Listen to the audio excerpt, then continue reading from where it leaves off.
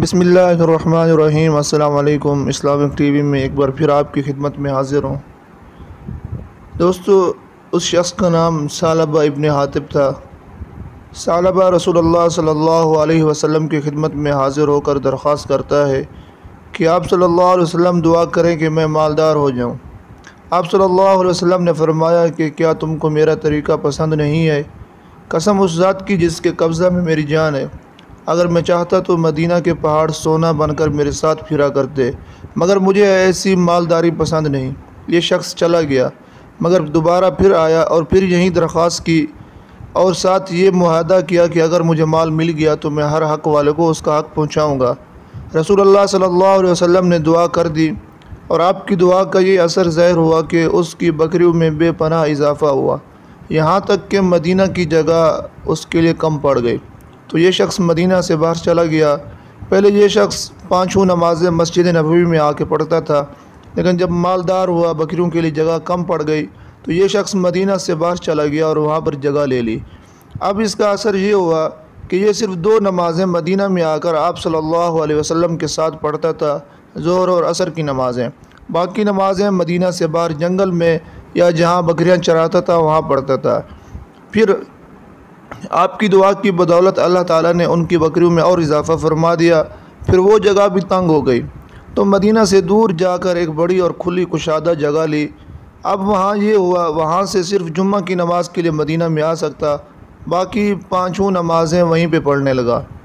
پھر نبی کی دعا کا اثر تھا تو اس کا مال، اس کی بکریاں اور زیادہ بڑھیں، تو اس کو وہ جگہ بھی چھوڑنا پڑی اور مدینہ سے بہت دور چلا گیا، جہاں یہ شخص 5 نمازوں کی جماعت سے بھی محروم ہو گیا اور جمعہ سے بھی محروم ہو گیا۔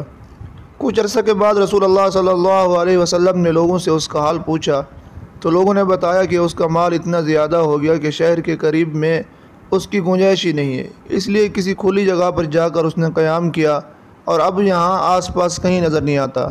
رسول اللہ صلی اللہ علیہ وسلم نے یہ سن کر 3 مرتبہ یہ جملہ فرمایا، ویحا ثعلبہ، جس کا اردو میں ترجمہ بنتا ہے کہ ثعلبہ پر افسوس ہے، ثعلبہ پر افسوس ہے، ثعلبہ پر افسوس ہے۔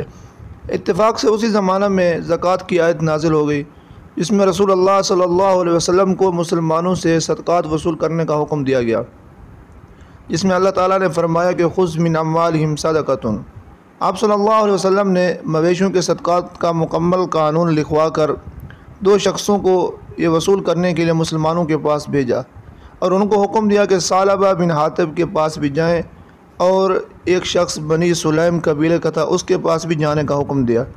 جب یہ دونوں شخص ثعلبہ کے پاس پہنچے، رسول اللہ صلی اللہ علیہ وسلم کا فرمان دکھایا تو ثعلبہ کہنے لگا، یہ تو جزیہ ہو گیا جو کہ کافروں سے لیا جاتا ہے، اور پھر کہا صحابہ کو، اچھا آپ جائیں، اب تو جب یہاں سے واپس جانے لگیں تو میرے پاس ہوتے جائیں۔ دوسرے شخص جو بنو سلیم کا شخص تھا، جب اس نے آپ صلی اللہ علیہ وسلم کا یہ فرمان سنا، اپنے مویشی اونٹ اور بکریوں میں سے جو سب سے زیادہ اچھے اور بہترین جانور تھے، اس نے وہ جانور لے کر خود ان دونوں جو آپ صلی اللہ علیہ وسلم کے قاصد تھے ان کو پہنچائے۔ انہوں نے کہا، ہمیں تو یہ حکم ہے کہ جانوروں میں جو اعلیٰ جانور ہو وہ نہ لے، بلکہ درمیانہ جانور لے، جو نہ زیادہ موٹا ہو نہ زیادہ کمزور ہو، تاکہ مالک کا بھی قصور نہ ہو اور غریبوں کو بھی اچھا جانور ملے۔ اس لیے انہوں نے کہا، ہم یہ اعلیٰ جانور نہیں لے سکتے۔ تو اس شخص نے اصرار کیا کہ میں اپنی خوشی سے یہیں پیش کر رہا ہوں، آپ لے لیجئے۔ تو انہوں نے لے لیا۔ پھر یہ دونوں صحابہ دوسرے مسلمانوں سے زکوٰۃ اور صدقات وصول کرتے ہوئے واپس ثعلبہ کے پاس پہنچے۔ ثعلبہ نے کہا، لاؤ وہ قانون مجھے دکھلاؤ۔ پھر اس کو دیکھ کر دوبارہ یہیں کہنے لگا، یہ تو میری سمجھ میں نہیں آتا، یہ تو ایک قسم کا جزیہ ہو گیا جو مسلمانوں سے نہیں لینا چاہیے، جو کافروں سے لیا جاتا ہے۔ اچھا اب تو آپ جائیں، میں غور کروں گا، پھر کوئی فیصلہ کروں گا۔ جب یہ دونوں صحابہ واپس مدینہ طیبہ پہنچے، رسول اللہ صلی اللہ علیہ وسلم کی خدمت میں حاضر ہوئے۔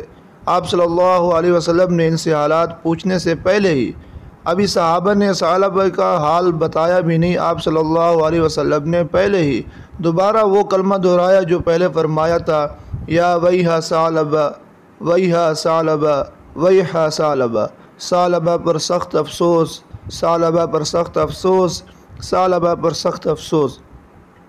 پھر جو قبیلہ بنو سلیم کا شخص تھا، آپ صلی اللہ علیہ وسلم اس پر خوش ہوئے اور اس کے لیے دعا فرمائی۔ اس واقعے کے بعد اللہ تعالیٰ نے یہ سورۃ توبہ کی آیت نمبر 75 اتاری، اور جس کا ترجمہ یہ بنتا ہے کہ ان لوگوں میں سے بعض لوگ ایسے بھی ہیں جنہوں نے اللہ سے وعدہ کیا کہ اگر اللہ تعالیٰ ان کو مال عطا کریں گے تو وہ صدقہ خیرات کریں گے، اور صالحین امت کی طرح سب اہل حقوق، رشتہ داروں اور غریبوں کے حقوق ادا کریں گے۔ پھر جب اللہ نے ان کو اپنے فضل سے مال دیا تو یہ بخل کرنے لگے اور کنجوسی کرنے لگے اور اللہ کے رسول کی اطاعت سے پھر گئے۔ اب یہاں یہ ہوا کہ جب رسول اللہ صلی اللہ علیہ وسلم نے مدینہ میں اس کے لیے یہ الفاظ فرمائے تو اسی مجلس میں ثعلبہ کے کچھ رشتہ دار بھی موجود تھے۔ یہ سن کر ان میں سے ایک آدمی فوراً ثعلبہ کے پاس پہنچا، اس کو لعن طعن اور ملامت کی اور بتلایا کہ تمہارے بارے میں قرآن کی آیت نازل ہو گئی ہے۔ یہ سن کر ثعلبہ گھبرایا اور مدینہ حاضر ہو کر درخواست کی کہ میرا صدقہ، میری زکوٰۃ قبول کی جائے۔ آپ صلی اللہ علیہ وسلم نے فرمایا، مجھے اللہ تعالیٰ نے تمہارا صدقہ قبول کرنے سے منع فرمایا ہے۔ یہ سن کر ثعلبہ اپنے سر پر خاک ڈالنے لگا۔ رسول اللہ صلی اللہ علیہ وسلم نے فرمایا، یہ تو تمہارا اپنا عمل ہے، تمہارا اپنا کیا درا ہے، میں نے تو تمہیں حکم دیا، تم نے میرا حکم نہ مانا، اب تمہارا صدقہ قبول نہیں ہو سکتا۔ ثعلبہ ناکام و نامراد واپس ہو گیا۔ اس کے بعد کچھ دن رسول اللہ صلی اللہ علیہ وسلم کی وفات ہو گئی اور صدیق اکبر خلیفہ بنے، تو ثعلبہ صدیق اکبر رضی اللہ تعالی عنہ کی خدمت میں حاضر ہوا اور کہا کہ میرا صدقہ قبول کر لیجئے۔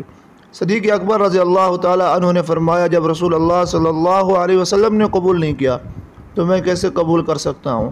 پھر صدیق اکبر کی وفات کے بعد فاروق اعظم کا زمانہ آیا۔ ثعلبہ فاروق اعظم کی خدمت میں حاضر ہوا اور درخواست کی کہ میرا صدقہ قبول کر لیا جائے۔ وہیں جواب ملا جو صدیق اکبر نے دیا تھا کہ جب رسول اللہ نے قبول نہیں کیا تو عمر کیسے قبول کر سکتا ہے؟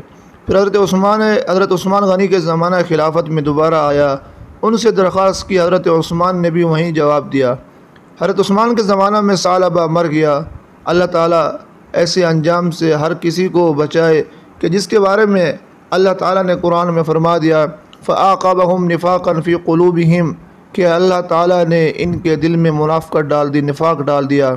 اب یہاں دیکھیں کہ ثعلبہ توبہ طیب ہو کر حاضر ہو گیا، اس کی توبہ قبول نہ کی گئی، کیونکہ آپ صلی اللہ علیہ وسلم کو وحی کے ذریعے معلوم ہو گیا تھا کہ یہ اب بھی خلوص کے ساتھ، سچے دل کے ساتھ توبہ نہیں کر رہا، اس کے دل میں اب بھی منافقت موجود ہے۔ اس لیے اللہ تعالیٰ دلوں کے راز جانتے ہیں، اور اللہ تعالیٰ نے ایک ایسے شخص کو جو اچھا بھلا مسلمان تھا، صحابی تھا، کیسے ایمان سے پھر کے منافق ہو گیا۔ دوستو، اللہ تعالیٰ ہمیں بھی آپ صلی اللہ علیہ وسلم کے طریقے پر چلنے کی توفیق عطا فرمائے، وگرنہ معلوم نہیں کہ ہم روزانہ اللہ اور اس کے رسول کے کتنے احکام توڑتے ہیں۔ اس واقعے میں ہم سب کے لیے عبرت ہے۔ اللہ تعالیٰ ہمیں اسلام پر پورا عمل کرنے کی توفیق عطا فرمائے۔ والسلام۔